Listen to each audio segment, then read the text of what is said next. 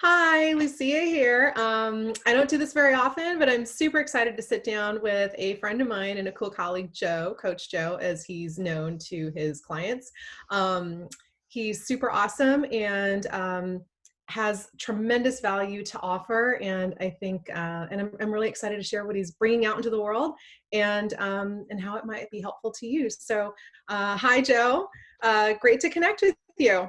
Hey, Lucia, very nice to see you too, and I'm looking forward to our conversation. Right? It's gonna be I know. fun. How are you doing? I'm doing well. How about you? Doing well. Thank you. I'm excited to connect and I'm excited to share and have you share with our audience and our community what you do. You know, as you know, we work with a lot of people in the financial space, um, and, and that covers that's a very big umbrella, Hmm. um, and they have very unique needs. I'm a big believer in personal development, and which can include business coaching, personal coaching, whether it's workshopping or something, continuous reading. I think all those things are tremendous value. And I think that what you're doing is super exciting. So I'm excited to share. Um, so talk to me a little bit about your company. I mean, if I'm going to read a quick snippet of your bio, Right. you've been coaching financial advisors for over 25 years and have coached over 50,000 people. That's huge. That's a lot of lives to impact. Um, what's the if you're going to give somebody the 30,000 overview of Right. what you do, Right. um that's a lot of people. I'm just like, that's amazing. What would you share about that?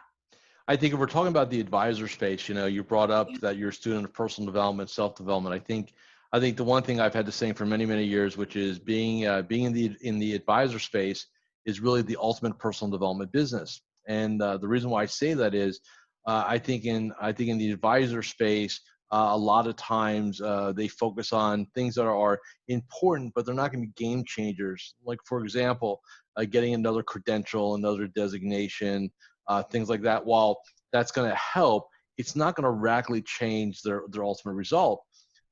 It's very interesting to me. So the clients that I have, and pretty much all my clients, they commit to either 5 or 10% of their top line revenue to Mhm. reinvest back in themselves. We call it a Nice. personal development budget, and then we Okay. create a personal development game plan off of that. And it's really interesting. I can sit there and say, like in our world, like getting a CFP, one of the planning designations, I can't Right. sit there and say, hey, go get that and you'll make more money, or go get that and it'll increase your top line 10%, 20%, 30%.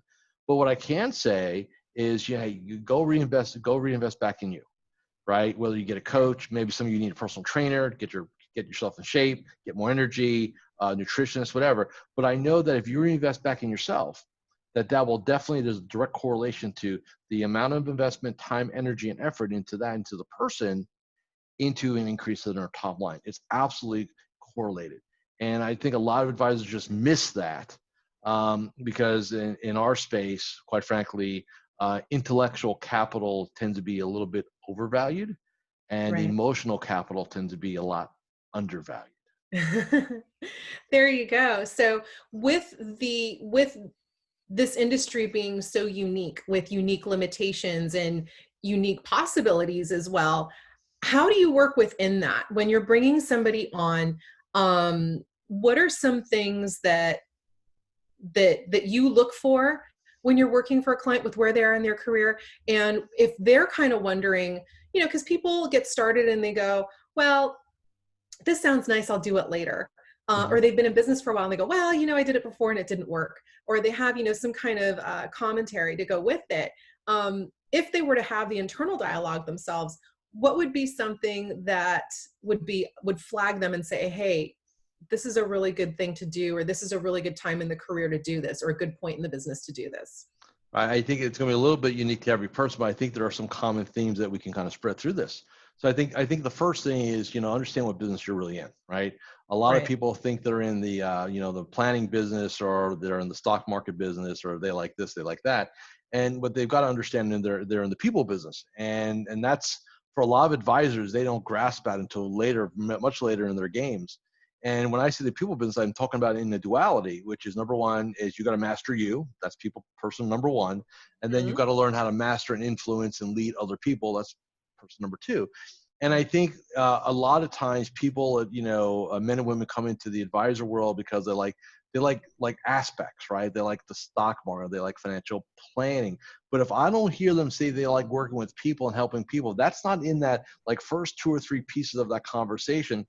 Right. They'll make some money because they'll be probably smart enough to figure out a certain level, but then it's going to kind of, then they kind of get in this place where they just can't break through to that next level. Right. And because that'll only get you so far. And I think that's what a lot of men and women in our game don't understand. I think a lot of them figure it out and they go on to great careers and very rewarding both economically and emotionally in what they do and help people. And I think other people have a grindy job for 20, 30 years and they make some money, probably more money they would make doing something else. But they'll never achieve what they could have achieved because they were asking themselves the wrong question or they were looking at the wrong aspects of what this business is all about, quite frankly. Wow, that's very cool. So when somebody's working with you, what's a realistic expectation, or what's an expectation that they can have, if that makes sense? I know these are probably all. No, that's all good because a lot of people think it's going to be an economic answer or a percentage answer, and it's Could not going to be. be that. It's not going to be that for me. They're going to work with me. They expect the brutal truth. So the one thing that I'm very clear on is I'm not the right coach for everyone. Yeah, I've been on record on that for many, many years. My style is very unique. I don't tend to coddle real well. I'm not going to throw another flow chart at you. What we're going to talk about is you. And at the end of the day, your business is a reflection of who you are. I don't care if you're a one-man band working out of your house or you're leading a $7 million 20-person production team. At the end of the day, the man or woman in the mirror is a reflection. The business is a reflection of that. So if we're going to change the business, we must change the man or woman. That's where the conversation starts. And so what we're going to do is have an open and honest conversation about who you really are and where your gaps are as a leader, as a professional, as a human being. We're going to look at your habits. We're going to look at your behaviors. We're going to look at every aspect of it. And then we're going to do an emotional blueprinting process. And inside of that process, we're going to discover your gaps. And then once we discover your gaps, we can now address them. The challenge, though, is you've got to be willing to be 100% open and honest. That's the challenge because our industry is comprised of, quite frankly, a lot of ego and a lot of arrogance.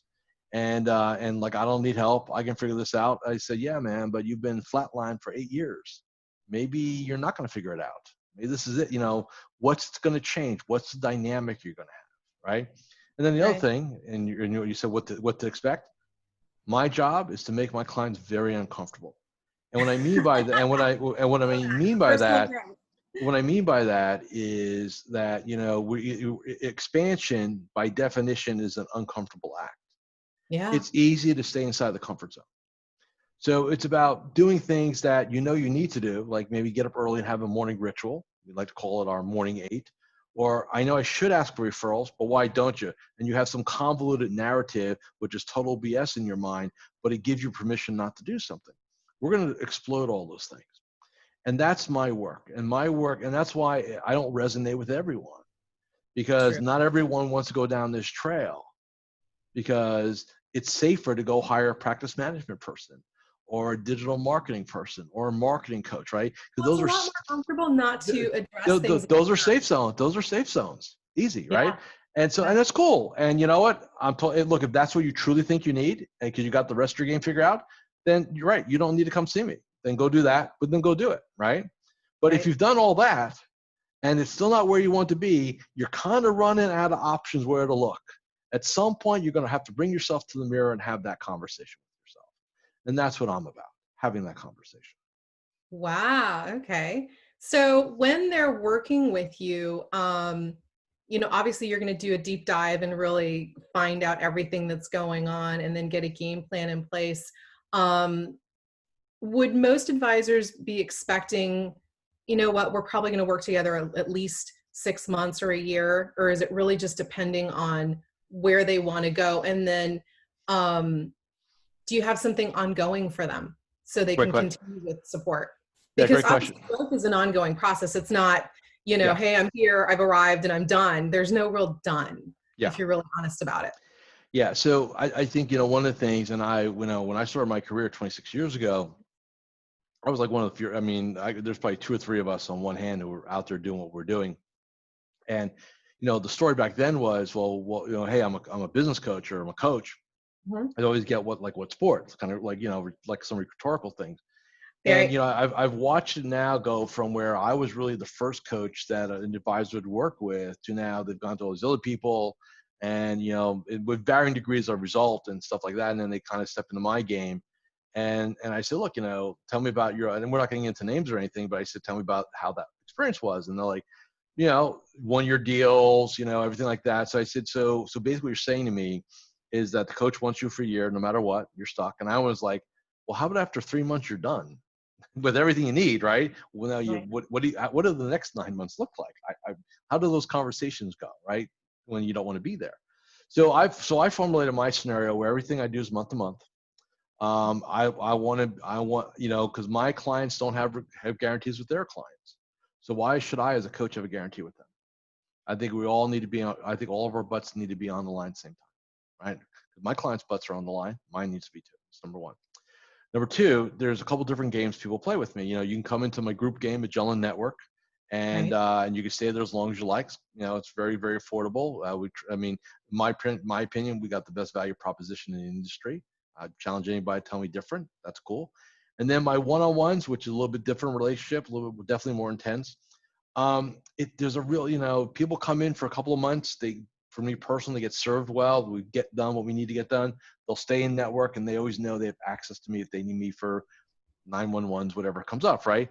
Um, but I do have a number of clients that have been with me for 25 years plus. Really, like on my Mm. top 10, I still have three of my first 10 clients that are still with me. Oh, 26, exciting. Okay, cool. yeah, 26. Yeah, we went from. It's funny. We tell the story all the time.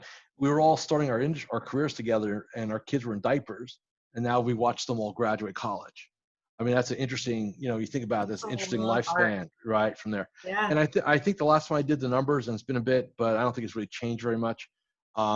My average tenure with a one-on-one client is about 13 years, Okay. and that's all month-to-month relationship. So it's not like they're opting into a lifetime contract or anything like that. My philosophy is I'm always providing value. I'm always evolving. I'm always learning. And when I come to a call with somebody and I got nothing to talk about, or I got no good questions, it's time for that relationship to be over. Like we've done it. And I do believe there's a finite in everything. Hmm. Some relationships are measured in days, weeks, months, decades, right? I like mine to be measured in decades if I can. I love it. I love it. So what's something actionable that someone in finance could do right now if they want to make a change in their business? Just something that they can do. I think the easiest thing is to first off, hey, what changes I need to make in myself? So how do you run your day?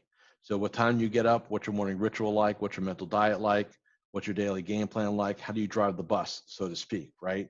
I mean, if you're getting up in the morning and the first thing you're doing is you're grabbing your cell phone, checking emails, checking CNBC, checking news, all this stuff, and you wonder why you're in bad mood, reactionary mode, well, there you go.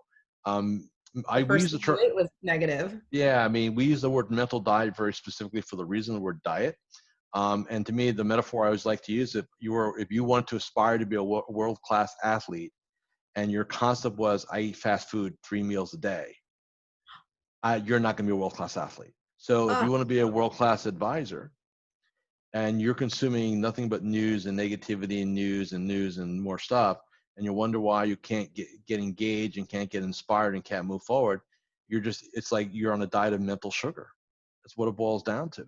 wow, and that's an you're awesome analogy. and you're not going to go. So, and I don't care about all the other stuff. So, and the metaphor is 100% right. So, if the athlete's eating McDonald's all day, hopefully that's not going to piss anybody off. Right. But they got the trainer, they're doing the workouts. You're not going to be able to get, you can do all the other things, but if you don't handle this one thing, again, it's the weakest link, right? So, an advisor, they can be highly intelligent, be very systematized, be very good with clients. They can do all those things, but the morning game sucks because they're spending an hour with the news. It's going to always hold them back, right? Um, so how do you speak to, so then I guess the actionable plan would be take a look at how you're starting your day, First hour of right? the day. Yeah, first hour of First the hour day. of the day. Let's take a Yeah, look at how we're starting that. Let me yeah. mute that out. So take a look at that and how what that groundwork is like. Mhm. What do you say to people? Because this is always an interesting topic for me. I watch the news because I'll watch the news in just an hour in the morning or a half hour in the morning because I want to know where we're starting with the market or what's happening, Yeah. from Yeah. yesterday or whatever. So Okay. they're looking at it from, because a lot of people say this. Yeah. Um, they're looking at it from the informational point of view. Understood. Yep. Fine. So do that the second hour of the day. Save the first hour for yourself. Yeah. I mean, look, I've got clients that run money. They have to know what's going on. They can't live in a bubble. And I understand that, right? I said, so it's not about not knowing or ignoring, it's sequencing, right? I want this sequence to be sacred to you. Because when this is sacred here and we run our morning protocols, then when you take this in, you've kind of already taken your vitamin, you've kind of done your green smoothie, you've kind of done all these things there. So if you want to have a chicken whatever breakfast sandwich, not the best thing in the world, but at least you got the good stuff in first, right? Gotcha. Right. So that's I the way. agree. Like, and it's a very simple, like I said, actionable. That's a little simple, little nugget, a little frame change there. But if you take that over, hundreds of days of every year in a business career, times years, that has a profound differential on an advisor's outcome, income, and everything else. Very much so. Very much so. That is so cool. So, can you tell us a little bit about the Magellan Network and like what somebody will find as being a part of that? And I know you have events and things like that as well. Yeah. So, I mean, I'm not good at promoting myself, so I'll do it probably hopefully in like 60 seconds. So, because the best thing everybody do is just go to MagellanNetwork.net. But here's the thing. So for me, and this is where just my philosophy, right? So you just can't join. You got to come in. You got to kind of go to the landing page. You got to do the pre-work, which is watch the videos, do everything there, and then what Okay. you would do is submit an application, and then I personally review every application. If we like the application, you'll be granted a 14-day trial. Inside of that 14-day trial, you and I will have an interview conversation about why you think membership would be a good idea for you.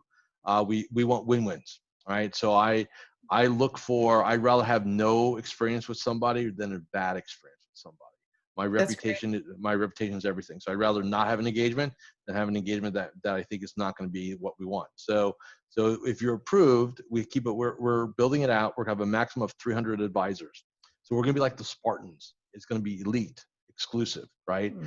And so my philosophy is not to be the biggest. I don't want thousands of advisors. I want to know who I'm working with. Even in a group game like Magellan Network, I want to know the members. Every member has access to me through a personal chat app. That's cool. So it's not something where, oh, let's just throw 500, 1,000 guys or gals in here and let's go make a lot of money. Hopefully it works. It's like what's really cool about it is we've been at this now for 2 years inside a network, been doing what I've been doing for 26, Mhm. and we have very little turnover. It's been very fascinating to watch. We don't have a lot of advisors leave our game because we're always Well, then improving. you've done well. You've done well Yeah. in your whole process. And to speak to what you said earlier, I know one of my advisors always says, if you have to drag them in, you have to drag them around. So I think that's one of the reasons why you and I clicked so well together because, you have them fill out an application. I have Yeah. a conversation with people because, we want to make sure that it's going to be a win-win and a good fit for everybody. I think you said it really well. I'd rather have no experience than have, Yeah. hot potato in my Yeah. database or for a Yeah. client. So Yeah. totally understood. And by the way, I wish that more advisors would, hey, take that philosophy into their business and not just grab Yeah, everybody because they got some bucks in the bank or whatever. I mean, we work on 3+1 protocol. Every business relationship you're looking to do, number one, you need to like the person you're going to be working with. So likability is one of our benchmarks. The that's next cool. one's going to be coachability. In other words, will you take advice? And in the advisor space, is your client going to take your advice, or are they going to fight you tooth and nail on everything you want to do for them, right? Because if they're going to fight you, then how do you operate in that fiduciary standard, right? So coachability is very important. Third one is profitability. we're not a nonprofit. It's okay helping people. I'm okay. I'm cool with giving back. I'm a big believer in all that. Right. But you can't build a business of clients. I don't care what my business, your business, advisory business.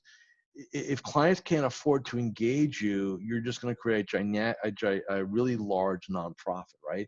So we have likable, coachable, profitable, and then the fourth one, if I can have it, would be leverageable, which is they'll act as an advocate.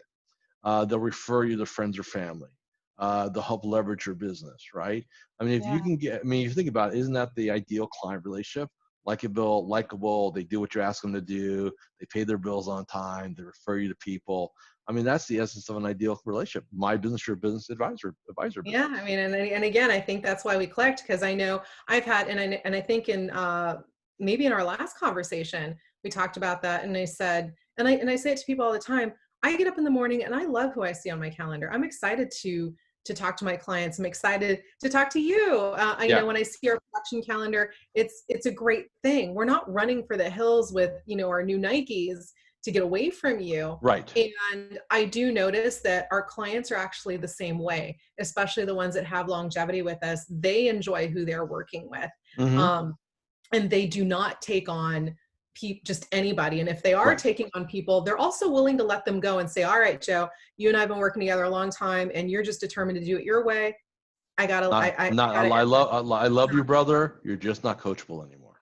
That too, and I always liken that to any professional. I think I even did a video around that where I said something like, when you bring an expert in, the idea, at least the obvious idea, is that you're bringing them in because you either don't know what you don't know, or you're really looking to offload something. So maybe you do know, but you're just like, I don't have the bandwidth, and it's really not Right. business that I'm in.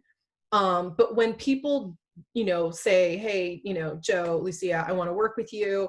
And you're like, okay, great. And you're taking notes and you're making recommendations and all that kind of stuff. And they go, that's fantastic, Joe. So I'm going to turn around and I'm going to watch the news first thing in the morning. And then after that, I'm going to check my email. And then Right. I always kind of liken that as to, so let me ask you this. Do you go to the doctor and then tell them, hey, listen, I have this problem, and they go, okay, and then just grab their stethoscope and say, all right, well, you know what, I'm breathing, I can hear this, I think you should do this for me. I think this is my next prescription. Here's my prescription Right. pad. You don't do that. You Right. don't do that. So why do it in other places? Because it's easy, again, Yeah. change, elevation, especially if you really want to get to the highest levels, and I'll let people determine what that means to them. It's like, it's easy to make massive change when you've got 0 to 10. It's like a 10x, but Yeah. then a 10x that, now we're going to 100. That's a much bigger road to go, a lot more There's other energy. potholes Yeah, and things. Yeah. yeah, exactly. So I think that's where, at some point it's about nuances, right? It's about just maybe not making major shifts. A lot of my clients, my whole purpose in my relationship with them, especially after decades and years of working with them, is just to no, we don't want to do that. I don't think like, it's really talking them out of crazy stuff more than is really getting. They already know what to do and they're So at pretty least they're accountable. open to it. They're Yeah, open to they'll pulling. bring me. Yeah, they'll bring me. Hey, what do you think of this junior? I want to hire this junior person. What do you want them to do? I want them to be a rainmaker. We run a profile on them, right? We look at, dude, this person's not a rainmaker. And you could hire them, but this it's going to be they're great on the inside. They are not going to go market for you. They're not wired for it. So, and if my client were to hire that person, not knowing this, what's that going to be, $100,000 mistake over time? And you lose your time with the money you can always make back.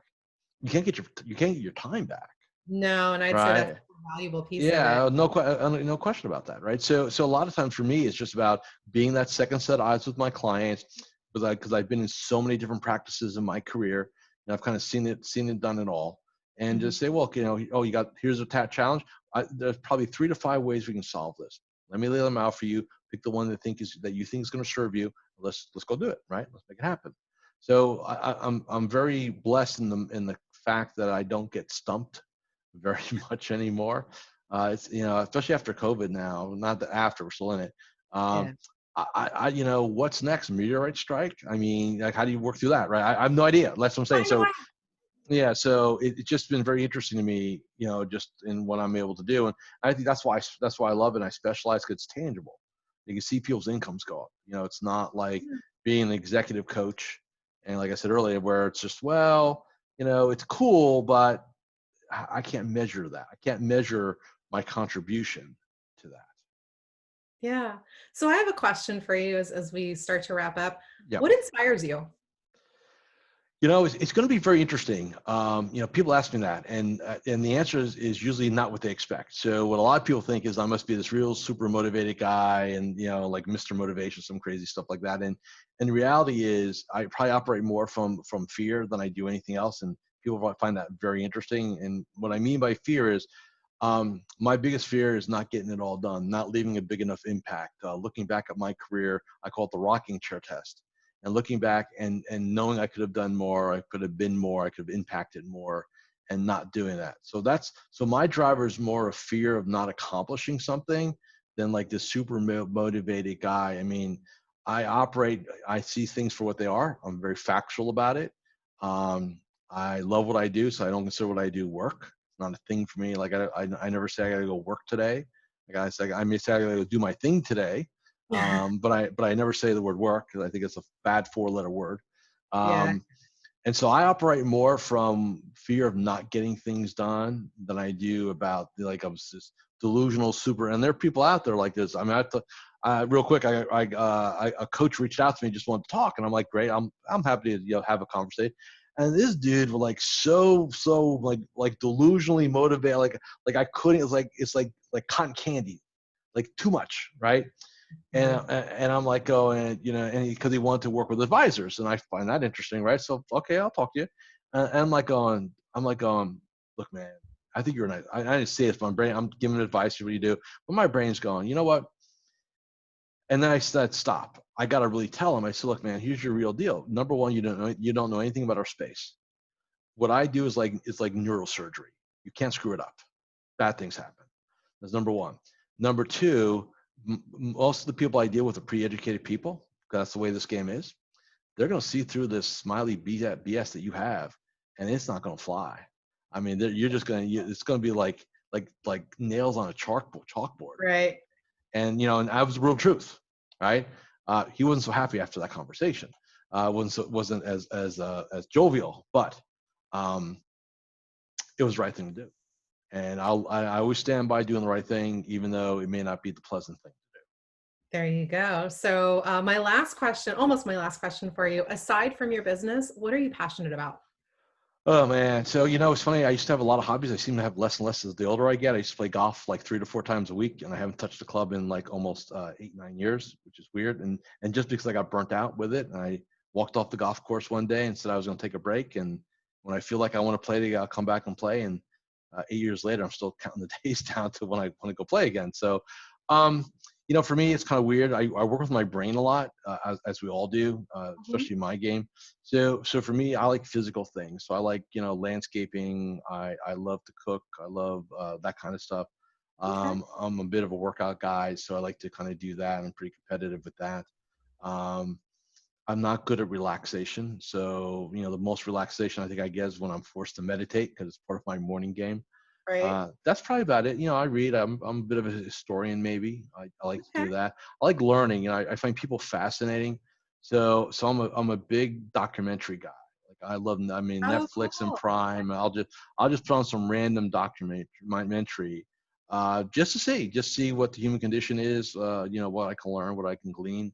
What makes Um, people tick? I find human stories are very metaphorical, and you can learn a lot by what documentaries really do is if it's done well, it teleports you and puts you in the person's shoes.